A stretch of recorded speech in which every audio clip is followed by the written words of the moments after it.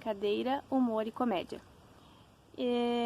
Nesse dia de hoje eu quero trazer para vocês os gatilhos do riso. O que provoca o riso? O que pode provocar o riso?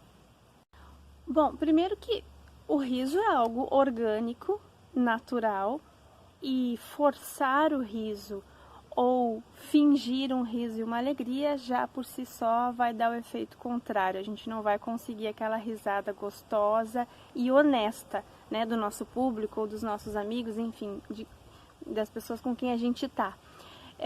Então a primeira regra entre aspas, né, porque para o riso, como ele não tem muita explicação, também não tem muita regra, mas o primeiro gatilho para o riso a autenticidade.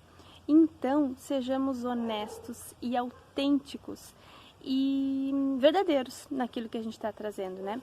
A artista e palhaça Nádia Moraes, ela disse o seguinte: as pessoas se interessam pela verdade. E quando a gente finge, quando a gente fala daquilo que não é próprio nosso, a gente acaba gerando desinteresse. Então, a autenticidade, entregue aquilo que tu tem, entregue aquilo que tu é. Esse já é um caminho para provocar essa coisa gostosa que é o riso, essa coisa que é essa conexão entre duas ou mais pessoas em que há essa troca, né? Ser autêntico, levar e entregar o que tu tem. Dar o teu jeito para aquele tema, não os dados estatísticos, como disse o humorista Fabrício Sereno, ele é um palhaço também, não é os dados estatísticos de tal tema que interessam para um humorista, é o teu jeito de falar sobre aquilo, o que tu sente sobre aquele tema. Esse já é um caminho para gente, para quem é humorista e trabalha com isso e tem esse ofício, somos caçadores de riso. Então já é um caminho para a gente encontrar esse tesouro, né? Bom, obviamente que também depende da cultura da pessoa, do país. Não cultura como conhecimento ou inteligência, mas da cultura de um país, né? Então, a gente não ri daquilo que a gente não conhece, por exemplo. Então, piadas, principalmente baseadas em palavras, né? Não em gestos. Piadas é muito fácil de encontrar aquelas que funcionam em determinada cultura ou país e não funcionam em outro, né? A Nádia Moraes, que eu já citei, ela diz que o tipo de humor de cada país, na verdade, revela de que forma aquele país vê o resto do mundo. Então, muitas coisas que aqui no Brasil a gente pode achar engraçado e para nós tem sentido ser engraçado, em outros países não. Por exemplo, a comédia americana tem muitas coisas que, né, nos seriados que talvez para a gente não faça sentido, né, e aí não gera o riso e a graça. Então, também tem a ver com a cultura. Por isso, aí mais importante ainda a gente ser autêntico e entregar aquilo que a gente tem, né? É um caminho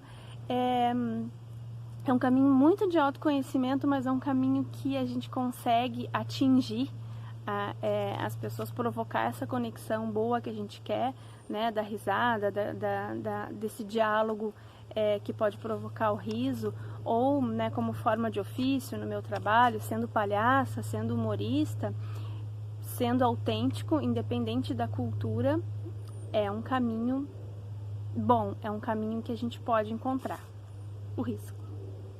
Porque um outro fator é que a gente não ri daquilo que a gente não conhece, né? Então, se é algo muito abstrato, ou a gente tem que pensar demais o que é aquilo, aí acontece essa demora e isso não provoca o riso, né? A gente não ri daquilo que a gente não conhece. Vocês já ouviram aquela expressão e já devem ter usado, piada interna, né?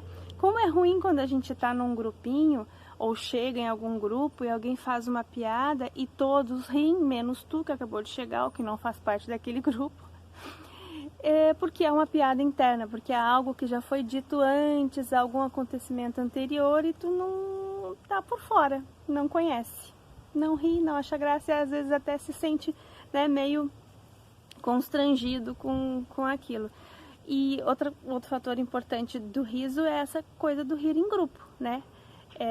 Em geral, o grupo provoca o riso quando o assunto é íntimo do grupo, né? Bom, então vamos para os gatilhos do riso, os fatores que provocam o riso. Então, o primeiro deles que eu já falei é ser autêntico. O segundo que eu vou comentar são vários, tá, gente? E não vou citar todos aqui. E não quer dizer que seja um ou outro, podem ser esses gatilhos misturados que vão provocar o riso. Para alguns pode provocar, para outros não. Mas enfim, o segundo então que eu vou citar é o contraste, contradição e incongruência. Vou citar um exemplo. Aqui em casa, esses dias, eu estava com as minhas filhas e a gente estava assim na cozinha e eu disse para elas: gurias, a gente precisa conversar uma coisa muito séria. E aí as duas me olharam, cada uma estava fazendo uma coisa, me olharam, esperando o que eu ia dizer. E aí eu falei: a gente tem que conversar sobre os panos de prato. E as duas desataram a rir. Porque elas imaginaram que eu ia falar sobre algum assunto, tipo uso do celular, é muito tempo na televisão, a gente tem que definir horários, essas coisas assim.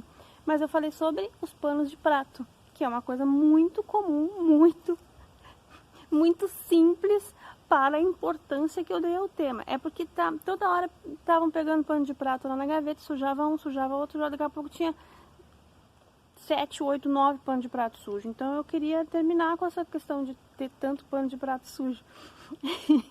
E aí então essa contradição da seriedade que eu dei na primeira frase e da finalização do que seria o tema fez com que gerasse um riso entre nós três. As duas riram e eu também acabei rindo daquilo que eu tinha falado. Um outro exemplo de contraste, contradição, incongruência é citado pelo Daniel Duncan, que ele escreveu esse livro aqui muito legal, A Anatomia da Piada. Mais adiante eu vou falar um pouquinho mais sobre ele. E ele citou uma piada que foi feita pelo comediante Conan O'Brien. Esse comediante fez uma piada que foi de uma visita do Papa Francisco, uma visita real, isso aconteceu. O Papa Francisco foi visitar os Estados Unidos e na época era o presidente Barack Obama. E o Barack Obama foi ao aeroporto visitar o Papa Francisco. E aí ele relata que o Papa Francisco chegou no avião e o presidente Barack Obama estava lá com uma plaquinha levantada escrito Papa para receber o Papa. Gera riso, eu pelo menos achei engraçado, porque é uma coisa tão casual alguém ir no aeroporto, levantar a plaquinha com o nome de alguém que não conhece, e é algo muito contraditório porque o Papa e o presidente Barack Obama não há quem não conheça, né, no mundo. Ele levantar uma plaquinha, é óbvio que eu estou explicando a piada aqui, mas é esse o fator contraditório que gerou o riso. Um outro gatilho para o riso é a vulnerabilidade, a fragilidade e a nossa humanidade. E esse fator, gente, especialmente no palhaço. Quando ele demonstra a sua fraqueza, o seu medo, a sua paixão, ele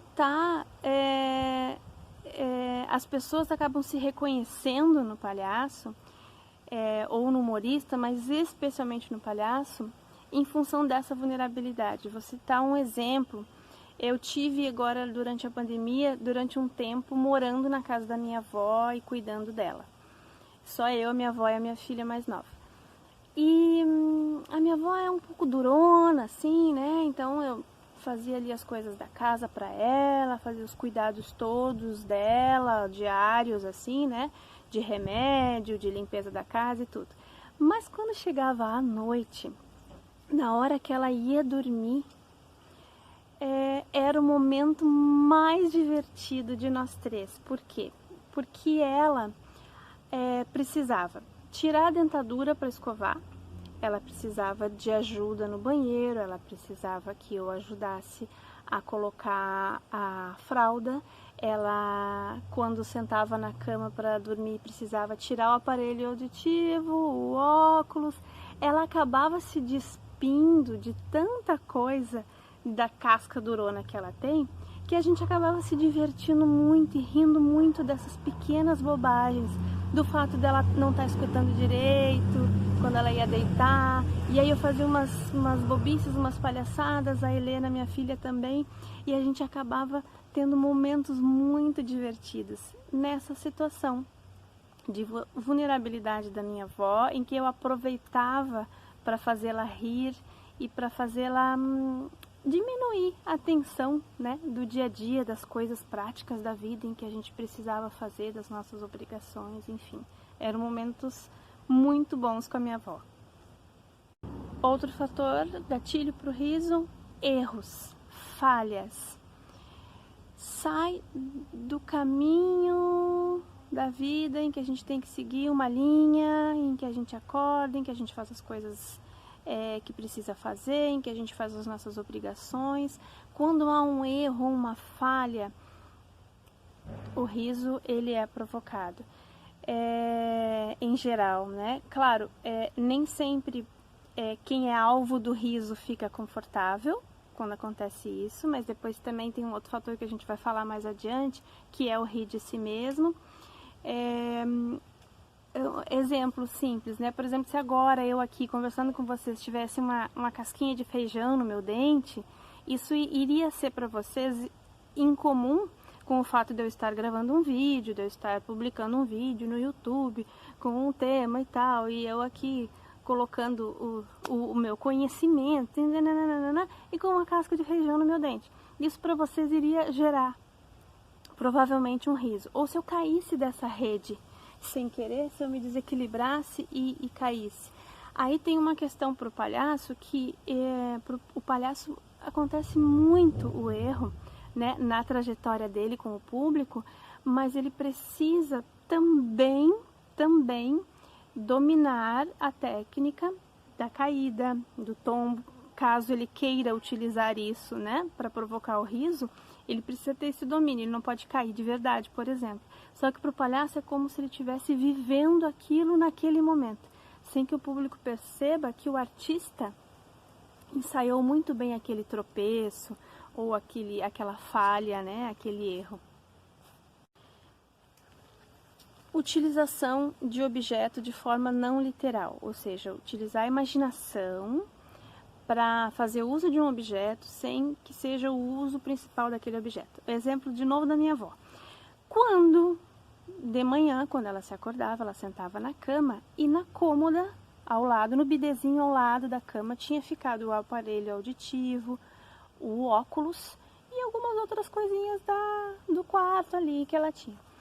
Então ela pedia para mim alcançar, ela sentava e depois de um tempo ela estava muito sem mobilidade e eu alcançava para ela o aparelho auditivo e o óculos. Então quando ela me pedia o aparelho, porque eu começava a falar, ela não entendia, ela pedia o aparelho e eu pegava qualquer outra coisa que estava na cômoda, um potinho de creme ou uma escova de cabelo e entregava para ela.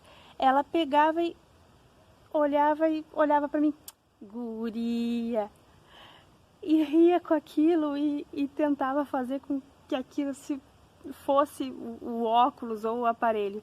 Eu devolvia, pegava um outro objeto qualquer, dava de novo para ela, ela fazia a mesma, ela ria de novo do mesmo jeito. Na terceira vez eu entregava o objeto real que ela precisava. Então essa imaginação que acabava estimulando nela, de imaginar que aquilo ali poderia ser o óculos ou o aparelho auditivo, fazia com que ela achasse graça.